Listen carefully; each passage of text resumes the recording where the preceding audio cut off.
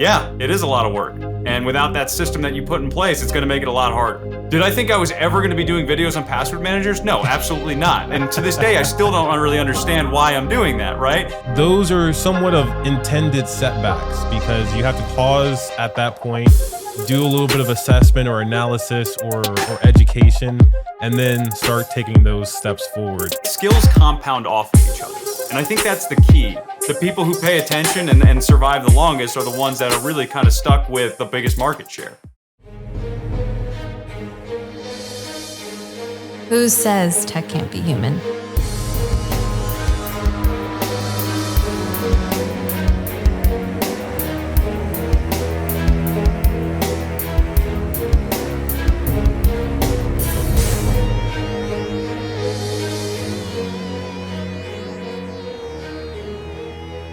What is going on, everyone? Welcome back to the show. I am super excited to have a very, very special guest with me today. We're going to be talking about how to be a little bit more creative in this world of cybersecurity. My special guest this episode is Jason Rebholz. Jason is the Chief Information Security Officer at Corvus Insurance and also a fellow creator who has created an awesome YouTube channel teaching people cyber. You can find it by visiting youtube.com/@teachmecyber. Jason, welcome to the show. Hey, thanks for having me. Excited to be here. Yeah, so I've been excited for this episode for a while. You reached out to me, I want to say like beginning of this year, and we had a call. We talked all about how to create content. Like you talked about some of your processes. I gave you a peek under the hood of Hacker Valley. And one thing I've noticed since we met is you've not only not slowed down, but you've increased the pace. And I don't know how you do it because you're a CISO as well. But let's start off with just giving myself and also the audience a little bit of your background. How did you make your way into becoming a CISO today? Yeah, it's been a long journey, not one that I really ever predicted, but I think that's just life. For me, it really goes back to when I was in college, when I started looking for full-time jobs. I just really stumbled across this job posting by Mandiant. And at that time, they were just getting known as being one of the leading IR companies that's out there. And I applied for a job I wasn't qualified for. But by sheer luck, they just started looking for college hires. And so for me, that was the opportunity that really kind of catapulted the rest of my career. And so, if you look at my career overall, it's just a series of fortunate timing and just a series of opportunities that came up and I just took full advantage of. And so I spent the better part of a decade doing incident response. So the bulk of that was at Mandiant, where I did investigations into nation state threats, into hacktivists. If you remember Anonymous and LulzSec, I did a bunch of investigations into those guys. And then where I found my passion was in financial crime, where I would go in and investigate credit card breaches. And so I was at Mandiant for about 6 years, and then went through an acquisition where FireEye bought Mandiant, and wanted to get back to a smaller company. And that's what really started my startup career. And so I've been in startups ever since then. Went to a company called Crypsis Group and built out their professional services doing incident response. I then did another startup that was in the network detection and response space. They eventually got acquired by Gigamon. Co-founded a company that focused in on business recovery. So when a company gets hit with ransomware, we would go in and bring IT resources to help them get back up and running. And after doing incident response for that long, trying to leave it once and finding my way back in it, I needed a break. I was just getting burned out. I was tired of IR. I tell people all the time that, I played the final boss of IR. I beat it. I don't need to play that game again. And so I started trying to figure out what is it that I want to do next. And I was having a conversation with a friend and was just figuring out, like, do I go to another startup, start something myself, or do I try my hand at the CISO role? And the words that he said stuck with me. Is that everybody loves a former CISO. And so I said, great, let me go try this. And it was interesting because, when you're trying to step into that CISO role, it's not as straightforward as you think it is, especially for somebody that grew up in IR, because I think there's this stigma that in order to be an effective CISO, you have to have grown up in industry where like you're, building out programs and, running large programs. And that's certainly valuable. But I think the component there with the IR side is that you have a more pragmatic approach to security. What's actually happening. And so for me, it was just navigating through that and really figuring out what the right fit was for me, because not all CISO roles are created equal. They look very different depending on the company you're going with. And so thankfully with Corvus Insurance, found a really good spot where I could do the internal security side of the house, but also spend my time, focused in on threat intel, is focused on working with our policyholders to try to keep them safe. So it really kind of grounds me in my IR roots, where it's stick to consulting sort of thing, but really help build a program out as well. So it's been an interesting journey to say the least. Oh, you got to thank your friend, because that is some good advice. Everybody loves a former CISO. I feel like CISOs are getting all the love right now from vendors, from practitioners. Everybody does love a CISO. And I would imagine that was probably part of the reason why you started creating content. What was the origin story there about you getting into the content space? So I feel like so many good origin stories. It started with me being angry about something. So I was, at the time I was starting to build out the threat intel function at Corvus, and as I was starting to source more and more information, I was reading an article on Bleeping Computer one day, and I love Bleeping Computer, so don't get me wrong on it. I think they do a really good job, but I remember this vividly as one of those flashbulb memories where I'm reading through a news report on something, and there was these screenshots from IDA Pro, which is a malware reverse engineering tool that you can rip apart a piece of malware and look at the code inside of it. And I was like, no one is going to understand this. No one. And so what I realized there, as I was started just scouring more and more articles, was that there really wasn't a good mechanism for people to understand how attacks really happen and get that across in a very simple and easy to understand way. And, when I started just digging into it more, I just found more and more things where you have all of these courses that are out there that are teaching things that honestly don't matter. Right? I was having a conversation the other day with somebody who was doing one of these boot camps, and they're talking about they were doing some ARP poisoning attack. And I'm like, that's cool. I remember doing that myself in labs, but that's just not how attacks happen, right? And so, for me, it was this kind of mission started where, if I'm going and looking at this information anyway, I have a reaction to it. And I did IR for so long that if I can give a real world example in very easy to understand ways, that anyone can pick it up, whether you're technical or not technical. For me, that became kind of my own little mission there. Just take something super complex and boil it down in its core essence and getting it across in a way that anyone can learn from it.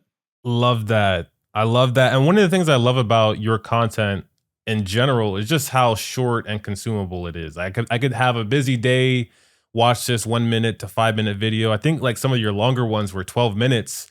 And I think breaking that down into something that is digestible rather than fully comprehensible is a lot more important for someone to be successful. And I see that you have a lot of content on multi-factor authentication. That's one of the ones that is a area of opportunity for defenders, an area of opportunity for the individuals that is just immediately available. And it seems like we still have a little bit of friction jumping onto that. Yeah, and MFA is such an interesting topic right now, because we all say, anyone in security will say MFA is a really, really, really good thing to do, right? And it's just it's the perfect example in security where it's just yes, you want to do that, but the way you do it is much more important than just having it. And so that's the thing that's fascinating to me, and it's been really fun digging into the nuances, and with the emergence of passkeys now, and just digging into the tech behind that.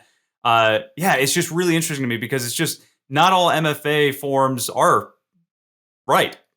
And, I'm still having conversations today where people are like, yeah, we're going to put MFA in place. We're going to use SMS. I'm just like, wait a second.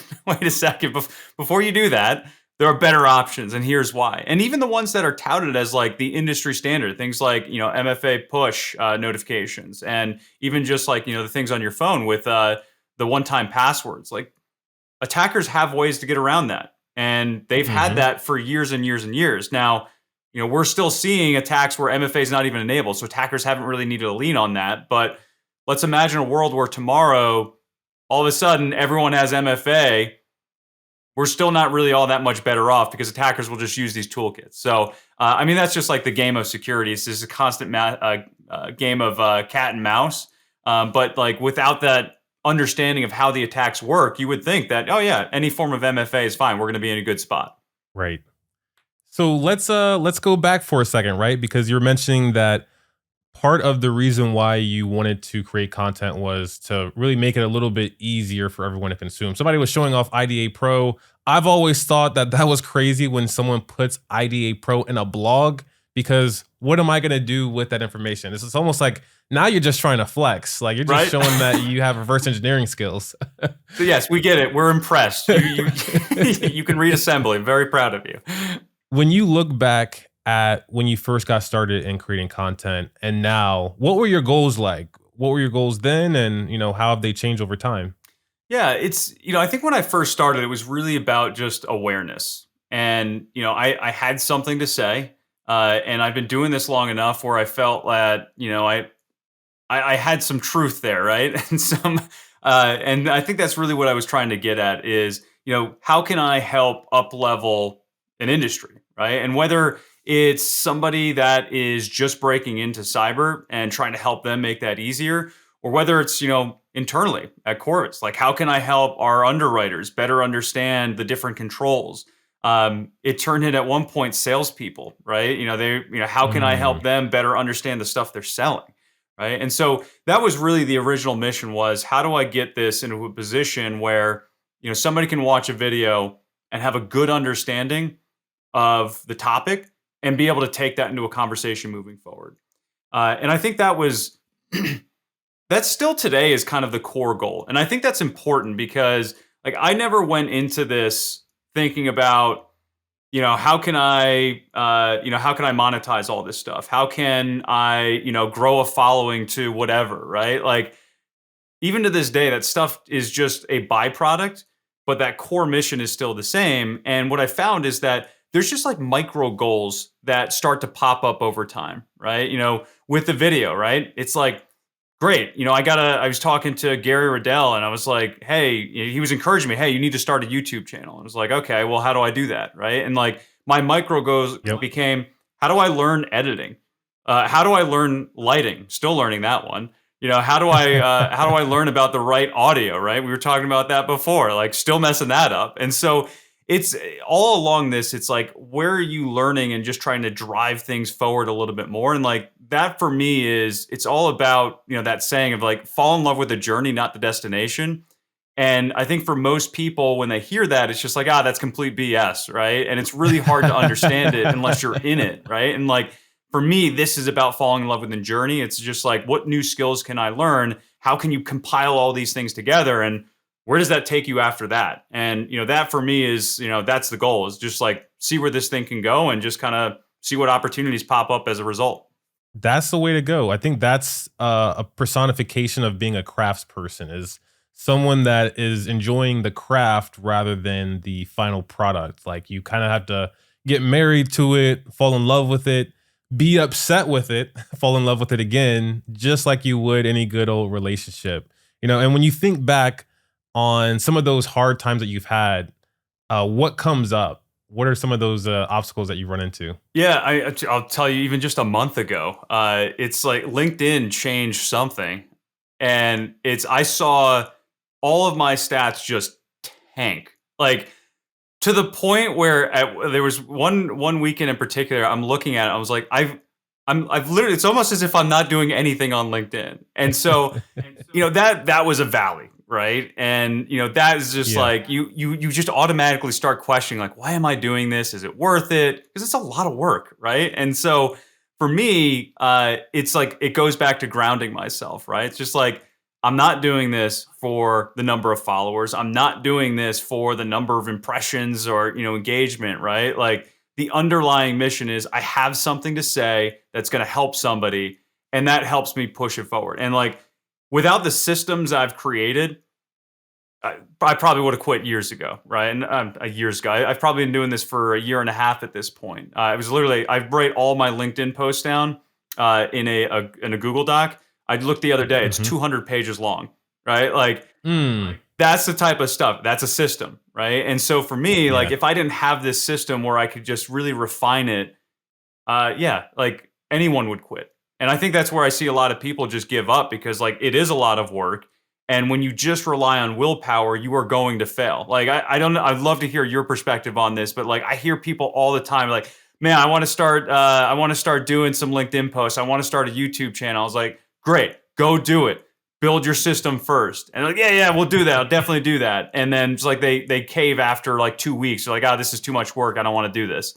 It's like, yeah, it is a lot of work. And without that system that you put in place, it's going to make it a lot harder. I've seen the process break down on both sides, trying to jump right into just recording without having a system, and then sometimes jumping in and trying to build like an awesome system without the sheer interest or desire to record anything and put anything through the system. Yeah, and it's a grind. And one thing that happens a lot in the world of podcasting, and I would imagine it's the same in video or blogs, is pod fade. After about 6 episodes or so, you just fade into the ether and are never seen again. I think that is something that is likely to happen to a lot of people, but that's okay because what you're describing as your intentions is I think how everyone should get started with content because they found an opportunity that they just couldn't ignore, whether it's helping people, getting their voice for the first time, or even just trying to explore something new creatively. Exactly. And all those other opportunities come, right? Like, I'm not saying that I don't do things that are monetized, right? Like that definitely happens. But to your point, right? I didn't start there. Like if I Yeah. did, I don't know where that would be. And it's like, it's skills compound off of each other. And I think that's the Oh key yeah. is as you build these little skills over time, whether it's editing, whether it's, script writing, right? Whatever that is, or, even just knowing how to run a podcast, right? Like that is a skill and you have to let these things compound over time.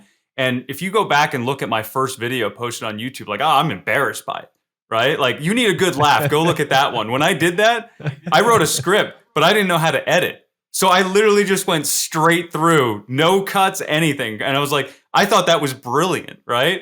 It was terrible. Yeah. It was absolutely terrible. So, I don't do that anymore. I got a system for writing scripts. I know how to edit now. And so, I think that's the key thing is like, you got to understand you're not going to get it perfect right off the bat. And that's okay. And you should be embarrassed by what you've done even 2 months ago, because that means that you're growing and you're building more skills that are just compounding off each other. Yep, exactly. You have to be at least slightly embarrassed. One thing that I saw in startup school from Y Combinator is that you have to constantly be launching as well. Like the first time you put out an episode, that's a launch, but the second episode you put out is also a launch. The third piece of writing that you put out, that's another launch, and you're just continually launching. There's really no start or stop. One thing that you said that I think everyone should hear is that you are so intimately ingrained into whatever it is that you're putting out, the videos, the written stuff. You're doing the writing, the editing, the advertising, the promotion, the engagement. So what has been the biggest milestone for you there? Was it learning how to edit or was it something else? So I would say there's two things. One is definitely learning how to edit because you just see the world differently and it opens up a lot of different opportunities. But I would say that's from the technical standpoint. From an actual content creation standpoint, I think the biggest thing was you don't always get to make what you want, right? In a perfect world, everybody would love my attack breakdowns and it would just do so well, right? And in certain platforms, that does well, right? Like LinkedIn, not too bad, right? It does pretty well. I think my highest performing post was an attack breakdown for one of the, I think it was a Cisco hack. You put that on YouTube, man, total disaster, right? And so what I learned with YouTube in particular was you're just building for a different audience. And Oh yeah. I remember a conversation I was having with my wife earlier this year. I had experimented, to your point, right? Like everything is a launch. Every video I launch is me running an experiment to see how does it do, because I'm tweaking something in every single aspect or every single video, and I'm looking at the results for that. And so I remember telling my wife, like, hey, these videos on password managers are like really killing it, right? Like if I look back at my history, this video in particular is just absolutely outrunning everything else. And I said, you know what? At this point, I wasn't monetized on YouTube. I said, you know what? I'm going to get monetized now. And I'm just going to double down on this stuff that I know works. And so I started doing a slew of videos on password managers. Did I think I was ever going to be doing videos on password managers? No, absolutely not. And to this day, I still don't really understand why I'm doing that, right? But you have a large audience, you have a need, and you have people that are just genuinely curious, right? Like I truly believe, going back to my kind of core mission, I truly believe that if you use a password manager, you are going to be less likely to get hacked. And so if I can root that in everything I'm doing, I can still experiment around that, and you just build off of that. And now, I was looking this morning, the top 3 videos I have, top 4 videos, all related to password managers, right? Never, if I started out with that goal, I wouldn't have, right? But it's like, I probably would have failed. And this is just about, do something, run an experiment, create some really good content that you're proud of at that time, right? Don't release something if you're really embarrassed by it that day. That means you need to work harder, right? But like, release it, monitor it, and tweak your next thing and always improve. And then you'll see, like, it just kind of takes care of itself. But, to your point before, right? Like, this is just, it's a long game. You're not going to win in the first year. You might not win in the second year either. But, if you stay consistent and improve over time, it's going to really kind of work itself out. It's kind of like a war of attrition here, right? Like the people who pay attention and survive the longest are the ones that are really kind of stuck with the biggest market share. That's so true. It's tough. It's tough. I think even when you're just trying to build your social media following, like let alone creating a YouTube page or podcasts on a podcasting platform, like just to create your personal brand, that still takes a lot of work. And a lot of the times, like you're describing, whether it's editing or learning that, hey, I'm going to do some research on my audience, those are somewhat of intended setbacks because you have to pause at that point, do a little bit of assessment or analysis or education, and then start taking those steps forward. So when you think about intended setbacks, what other ones come to your mind? Like you mentioned, editing, and then there was also like doing some audience analysis. What was another thing that you intentionally went into that you knew wasn't going to help the content, but was going to help you in the long run? So this is going to sound weird, but I never liked Macs. What? I never liked Macs. I know. And so like, I'm an Android guy, right? But when I started realizing, where I was starting to get some traction and stuff, in editing in particular, I was like, you know what? I can continue to use my Windows machine for this, but I was seeing, like, there's a reason why most creative people are on Macs, right? Like, I can't believe I'm going to say this. It just works better, right? There we go. Yeah. On the record. There are some people who are going to take that and just like, put that back in my face, and that's okay, right? But I think at the end of the day, like I had to make this transition, and it was a painful transition. And this was something where I literally stopped editing for a month because as I transitioned from Windows to Mac, everything broke. Like all of my systems broke. Like I had all like, even just I use OBS, right? Like using OBS for recording on Windows versus a Mac, very different. And all my settings got screwed up. And like, to the point where like I literally couldn't edit because it was all these performance issues. I thought I was I was like going to throw my Mac out the window and think I was going to prove everyone right that Macs weren't good. And then I just realized, hey, like, let me take a step back and kind of reevaluate the situation here. And I was able to figure out like some configuration issues that were totally my fault and get it going, right? And it's like the second that cleared, my systems were back. I was back in the groove, and I was able to, pump out stuff at the pace I was before. So like, I think that's like that is an intentional experiment of running, like, of actually switching some of my systems and hardware and stuff. And like, that was a bit of a disaster, but you kind of work through that. And then outside of it, like, I'm running an experiment right now. I don't want to be making password videos for the rest of my life, right? And so, I tested something out on LinkedIn last week. This was around, how do you secure Google, right? There was a new feature that Google, not even a new feature, Google like started at pushing out more on this enhanced safe browsing. And that did pretty well. Right? It's like, okay, let me see how this translates to YouTube. Right. And so like I go through kind of that thought process again, right? Checking the audience, right? All right, well, there's a lot of people that use Gmail, right? And a lot of people that use Chrome. So I've got a wide audience there. And then two, it's like I look back at some of the other videos that I'd done semi-related to Google. This was on passkeys, and they were starting to take off. And so it's like, this has a high chance of failing, but let me test it out because it could unlock this whole other slew of videos that I could be creating. And we'll see. I don't know. I mean, it's doing okay right now, but we're going to track that over, the next couple weeks, the next couple months, and see where it goes. But to me, like, you're just making these bets, right? And there's a concept that I absolutely love from Jim Collins. Jim Collins is a big writer on businesses and just, do they how do they fail? And the good ones, how do they succeed? And so he has this concept in there of bullets before cannonballs. And so the idea here is that, let's say you're on this ship, you have a set amount of gunpowder, and you've got an enemy ship coming in.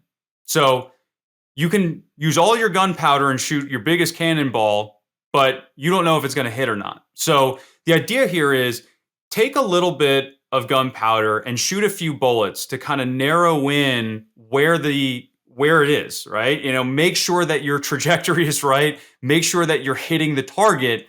And then once you have that, shoot the cannonball, right? And so if you apply this into the content game, right, use some of your platforms where, it's not that big of a lift to try to test something out, right? So for me, LinkedIn is where I have the biggest following. So like I will put some things out there on LinkedIn knowing it's a different audience, but just see what resonates.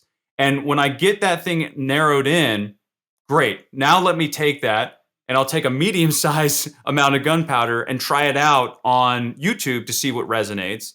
And then once I've got it and I've got that feedback, go all in, right? Like that's the story of the password managers, right? Started with LastPass, where like that was that was a whole thing. Saw some traction there, completely ignored it. Like completely ignored everything. But the one thing I did do was create a video on the top 3 password managers. I think I did that a month after LastPass. That started taking off, and then I ignored it again, right? It's like everything you shouldn't be doing is what I was doing. And then I had that conversation with my wife and like, you know what? I think there's something here. I'm going to go all in on it. And, you look back historically at it and it's like, yeah, hindsight 2020, it makes all perfect sense right now. But like, this is just the fumbles that you have to make to learn. And now it just sounds like I've got this amazing system, but it's like, it's all just like tinker toys that came together over time, and you build this system, and it naturally evolves based on where you're at in your journey. Exactly. We have some news to share with you, a member of the Hacker Valley Media family. As of 2023, we became a full-time independent cybersecurity media company, and we're committed to bringing you the most powerful, thought-provoking stories in the field of cybersecurity. And we learned we can't do it alone. We'd love to invite you to our exclusive Patreon community where we host a monthly mastermind where you can meet like-minded individuals in the field of cybersecurity that are trying to be more creative and be the best version of themselves that they can be. We would love if you took a second and visited patreon.com/Hacker Valley Studio, and we'll see you in the mastermind.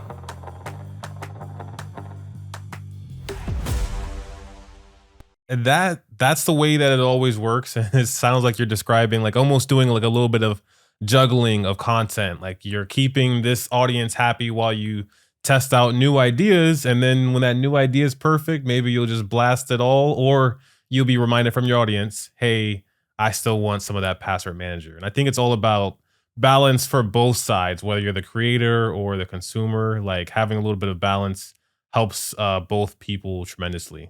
Exactly, right? And especially if you're in the game of trying to get this monetized, it does not matter what you think or want, right? The people who are Mm-mm. paying, whether that's in views or in actual dollars, those are the ones that are going to dictate where that goes, right? And so the challenge, and maybe not challenge, right? But this is the fun of the game: is how do you keep that one that works happy while still sending out these exploratory probes to see where's that next group that I can create, and then how can you maybe you never do this, but how do you bring those together and then just grow that Right. community? There's plenty of people that do that successfully. But I think that's just one of the hardest things because, to your point, yeah, it is that balancing act. Because I've talked to other creators where they're like, I'm tired of this. I'm tired of the thing that I talk about.